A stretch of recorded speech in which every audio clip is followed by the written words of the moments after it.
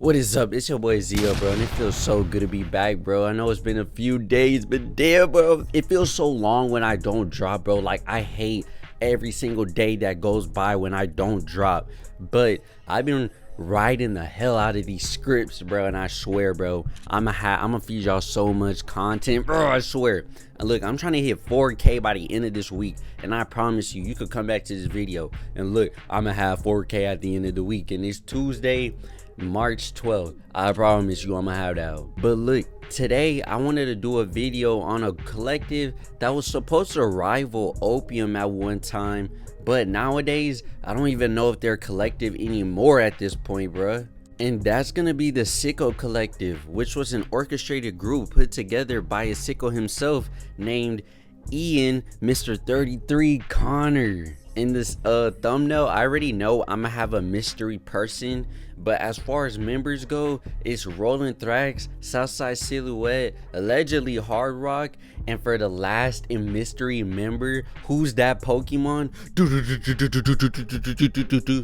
Another Sicko, Lifeless Garments / Vamp League / this nigga needs to be in prison. I think just by looking at the boss, bro, and some of the members, Vamp League, Lifeless Garments, you can tell why this collective didn't really take off like people expected it to. Because we had to remember, if this group was to go the Opium route, which is a mainstream route, we had to remember that one dude is a pedo and one dude is allegedly 33 girls deep into a lawsuit. Allegedly, you know, I'm gonna get deeper into that right now. In fact, if you don't know already, Ian Connor, aka Mr. 33 Allegations, he's a 31-year-old stylist, model, creative director, and I guess at this point a label boss / A&R. Ian worked himself up from being a homeless teen to then being integrated into the ASAP brand by ASAP Bari and becoming the creative director for ASAP Rocky. Which, if you really think about it, bro, even though this was the early 2010s, this is ASAP Rocky, bro. You can't just be a creative director for ASAP fucking Rocky, bro. He has his own drip, his own style, his own aesthetic, which you have, he had to put together for Rocky. So that's crazy to do, and I think he did that at 19, bro. At one point, Ian was even the manager of Playboy Cardi in his earlier Cash Cardi era. He then went on a style Wiz Khalifa briefly, went on a style Kendall Jenner, and not only that, but he was working with Virgil and Kanye West modeling, all before the age of 25. And being honest, really before the age of 21. Ian had worked with some of the most influential people in fashion, such as Kanye West, ASAP Bari, Virgil Abloh, and ASAP Rocky. He worked with brands like Supreme, Vetmonts, Vitamins, I don't care what you call it, Stussy, OVO, Babe, and so much more, bro. He's definitely stamped in his own right, and at one point was the next greatest mind in fashion. Until you, as a person who didn't know about Ian Connor or his past until now, which I briefly spoke about his past just now. I really just gave you like a career guide, but not even. That was just really just the highlights of it all. But you might be asking, why is his nickname Mr. 33, or what does he have 33 allegations for? There's no way he had 33 allegations of messing with kids, because you know how the underground go. Every allegation you hear is generally surrounding messing with a teenager. But it's actually not that. It's probably maybe still horrible. It's still horrible for sure. I don't know if it's under or over because of the severity, but allegedly 21, and I'm not talking savage, women came forward and, you know, said that Ian had, what should I call it, unconsensual advances with them, if you understand what I mean. I'ma just spell it out for you.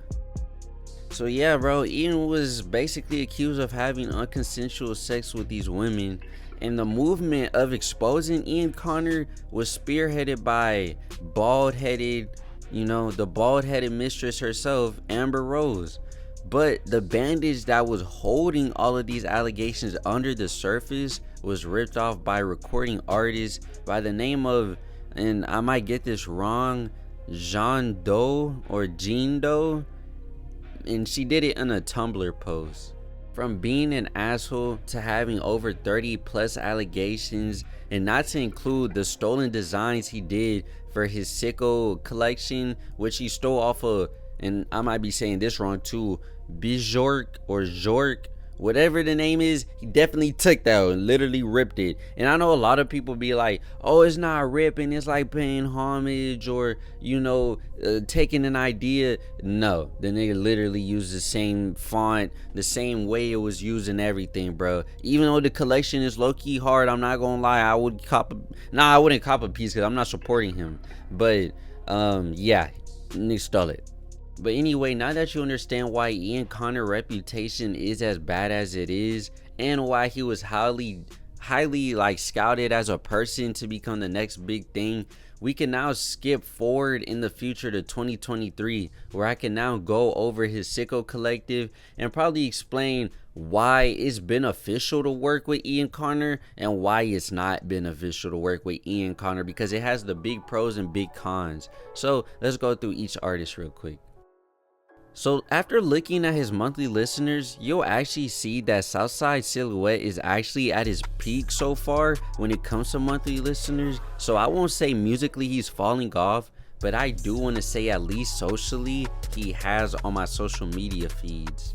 I feel like at one point there was a point of time where everyone had this belief that Southside was up next during that time when Hard Rock was still inactive and hadn't came back yet from whatever fucking war he was fighting. Plus Destroy Lonely was going up at that point, and I do think they had a beef where Destroy Lonely said he didn't mess with Southside, but I might be wrong.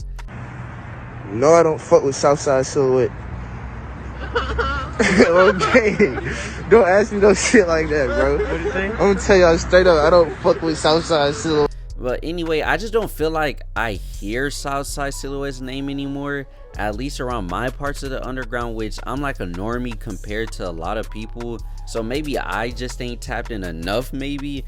But he doesn't make bad music, I'll say. I mess with some of his songs, especially Walk Away. That beat is crazy. And I just got into his latest mixtape that he dropped called, I think it's Hits 3.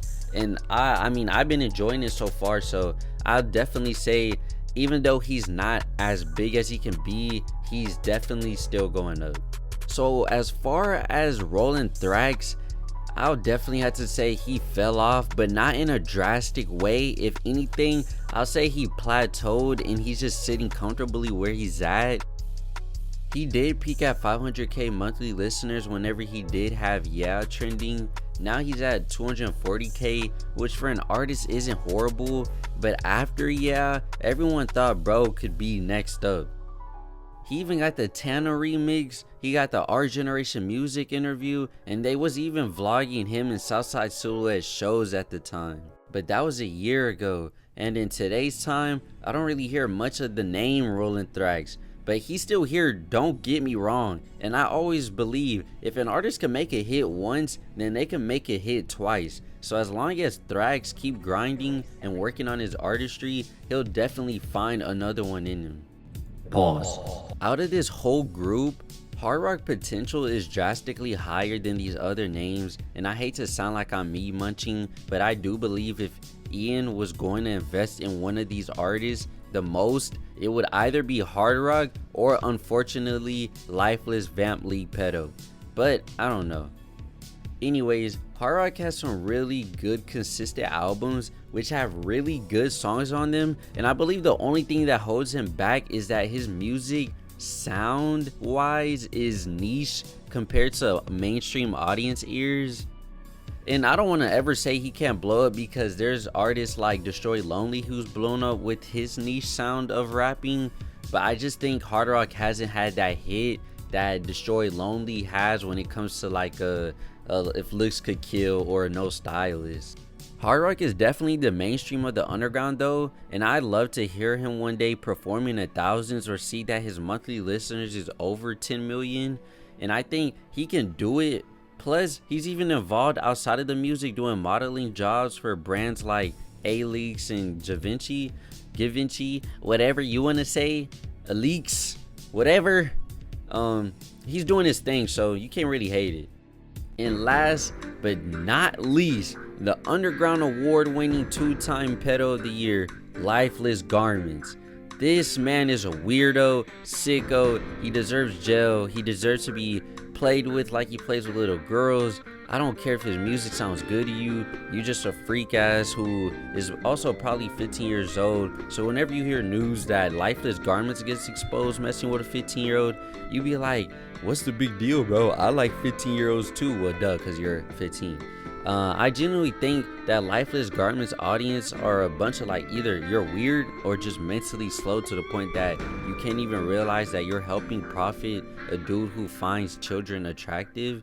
And I think it's weird that Ian Connor, and like I said with the Hard Rock, if Ian Connor was to invest in someone, it would either be Hard Rock or Lifeless Garments. And I definitely feel like it would be more Lifeless Garments because Ian Connor just had this infatuation with bro that I don't know what that was about. But if Ian Connor's infatuated with you, bro, that's definitely an issue. This is Future Zio. I just got out the shower, bro, because I got to get ready for work. But bro, after listening to all these artists, I just like, it just came to me that these are all the same nigga in different aspects of rapping. They're all like the same person, different. It's like Cardi variations all broken down. The difference with this group in Opium is that Opium has destroyed Lowly, Ken Carson, Homicide Gang. Lone is an alternative nigga. Ken is that hard, he coming in like, I could see street niggas listening to Ken. Actually no, I could see street niggas listening to Homicide Gang. You see the diversity, bro? There's no real diversity within this group, but I will say when they make good music in the Sicko collective, they make really good music, excluding bitch ass Lifeless Garments. Hard Rock album was so fucking good. 101 was good. I just noticed on Hits 3, even though some of his fans are like, they don't fuck with the mix scene and everything, I did notice he had the Sicko chain on the cover. So the collective is still definitely a thing. And then with Rolling Thrax, I listened to that nigga other songs, bro, just now, and he literally sounds like Southside Silhouette and fucking Hard Rock. So I can also understand why this group won't go up as much, because once you heard one nigga, you pretty much heard the rest of them niggas. I'm not gonna lie. But that's really all I had to say, bro. None of these dudes make music with each other, and I don't ever see them linked up with each other. I don't see no media outlets post none of them. And last I seen was when Bob Lamb had his Sicko Collective video, and when everyone was doing the Sicko Collective videos whenever they first came out. But as of lately, it's almost been a year, or I think it has been a year, and I haven't heard nothing about this label, collective, anything. So y'all let me know what y'all think. Maybe there's more information I just don't know. Y'all let me know in the comments. Also, bro, I wanted to talk about this. A lot of y'all be actually watching this gameplay footage, and I know y'all do, because when I don't have it on, y'all be like, oh, where's the Fortnite? So I want to just ask, I might put a poll up. Would y'all rather see my face, or would y'all rather see gameplay of random games here on the screen instead of this beautiful face? Because I know that probably draws more attention, because some people just don't like, maybe some people just think I'm so hideous they don't want to look at my face. I'm not as hideous as Cuff'em though, but they don't want to look at my face, and so they'll rather watch gameplay footage. So either my face and we coexist, or just the gameplay. And I know I'm rambling, so sorry, but join the Discord, follow my Insta, let's get active, bro. 365 all year. I love y'all. Stay cool. Peace out. Soldier out. Bye. And like I said, last word, you have 365 days to make what you want happen fucking happen. Love.